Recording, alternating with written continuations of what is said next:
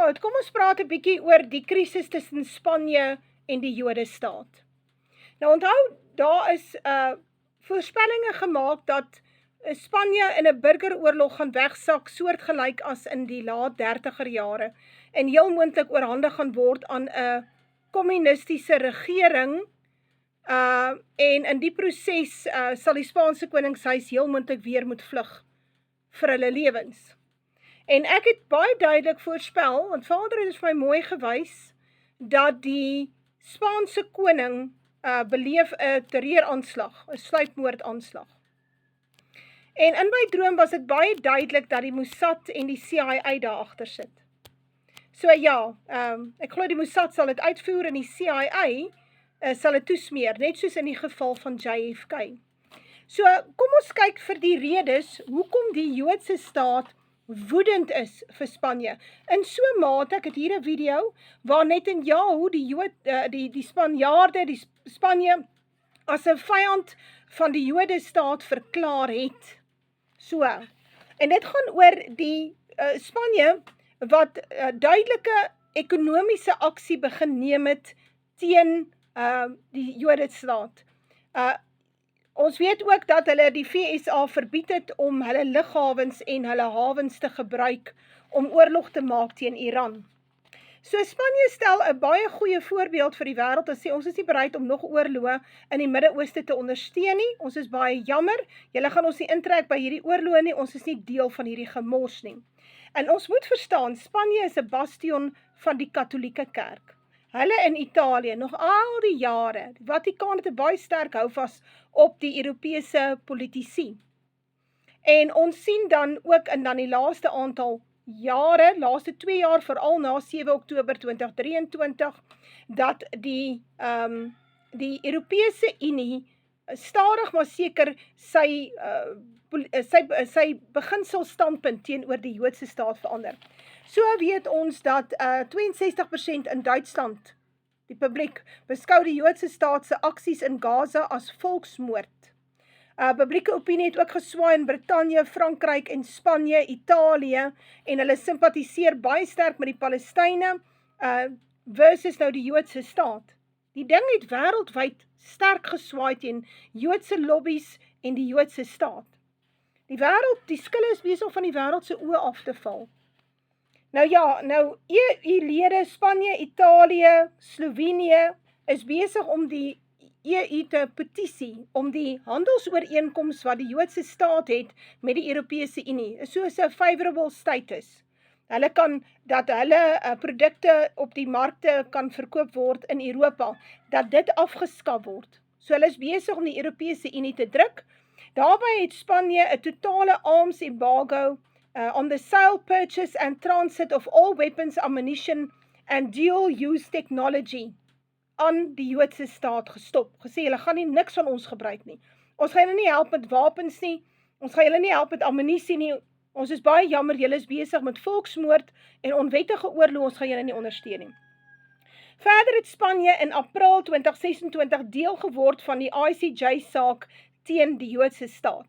Nou daar is 'n verskil tussen die ICC en die ICJ. Nou hierdie ICJ vervolg lande vir watter rede ook al, as jy daar gaan aankla en word skuldig bevind, soos in die geval van die Joodse staat, dan word so 'n land skuldig bevind aan, sê maar, oorlogsmisdade, volksmoord, en dan sal die ICJ sekere stappe aanbeveel.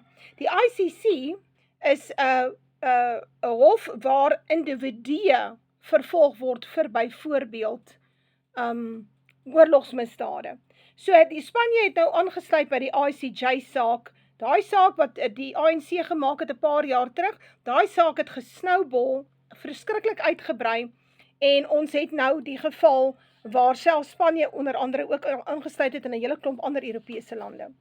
Die Spaanse hoofstaatsaanklaer het ook begin om sy eie ondersoek te loods na oorlogsmisdade in Gaza, en dan die identifikasie van IDF-lede en Joodse politici, wat dan betrokke sou wees by hierdie oorlogsmisdade. sodat indien hulle enigstens 'n voet sit op Spaanse grondgebied, dat hulle gearresteer kan geword en vervolg kan word vir oorlogsmisdade. Dit is 'n baie groot stap wat die Spanjaarde hier doen. Hulle het in Mei 2024 die Palestynse staat die erkenning gegee, so hulle is baie vir 'n two-state solution, dan ten minste 'n two-state solution, en ons weet die Joodse staat sal dit nooit toelaat nie, hulle is van plan om al die grondgebied te steel daar. En dan hulle het ook die onwettige besetting van Palestynse grondgebied veroordeel, al hierdie onwettige settelaarsdorpie wat hulle so oprig. Kyk, hulle die settelaars, die Joodse settelaars, hulle word betaal om daar te bly, en dis nie asof hulle noodwendig 'n vreeslike bydrae lewer nie, maar hulle word betaal deur die Amerikaanse belastingbetaler om daar te bly, want Amerika gee biljoene dollars op 'n jaar aan die Joodse staat, sodat hulle hierdie skrikbewind kan voer teen die Palestynë. En so die settelaars dryf hierdie mense uit hulle eiendom uit, hulle brand hulle huise, brand hulle karre, skiet hulle kinders dood, en daar gebeur niks met hulle nie. En dan, hulle dryf hulle van die grond af, dan word hierdie areas dan nou gevat deur die Joodse staat, en dan bou hulle nou daarop nog onwettige settelaarsdorpies. Nou ja, die Jode is sy betrokkenheid by human rights abuses, war crimes, as hulle jou naam so op het by Spanje, dat jy 'n war criminal is, besig is met war crimes, dan kan jy nie jou voete sit in Spanje nie. En hulle het twee ouens uitgelig, Itamar Ben-Gvir en Bezalel Smotrich. So, dit is baie duidelik dat die Spanjaarde het 'n plan. Nou, ek het geluister na daai Spaanse eerste minister, ek dink sy naam is Pedro Sanchez, toe sê hy, ons het nie atoombomme of ammunisie of vloot of so, dat ons militêr die Jode kan stop nie. Ons kan dit nie doen nie.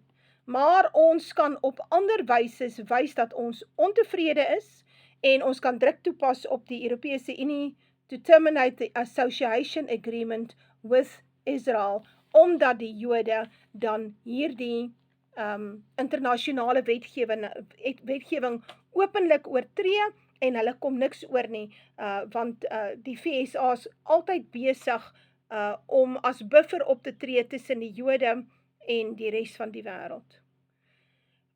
As jy gaan kyk na optogte in die laaste paar maande in Spanje, massiewe optogte, strate en strate met duisende Spanjaarde wat opryk om Gaza te ondersteun, om Palestynë te ondersteun, anti-Joodse optogte, jy kry dit nou wêreldwyd, maar veral in Spanje begin dit baie sterk na vore kom, en dit is hoekom ons 'n aanslag gaan sien van die CIA en van die Mossad teen die Spaanse regering, die Spaanse koningshuis en die Spaanse volk. En dis nie meer baie ver nie. So hierdie is baie belangrik, want dit gaan dan ook oor die destabilisasie van Europa. Nou ja, ek plaas hierdie video van Netanyahu, waar jy kan sien hy het 'n total meltdown gekry, omdat die wêreld durf waag om op te staan en hulle uit te wys as die oorlogsmisdadigers wat hulle wel is. ישראל לא תשתוק מול מי שתוקף אותנו. ספרד הכפישה את גיבורנו, את חיילי צה"ל, חיילי הצבא המוסרי ביותר בעולם.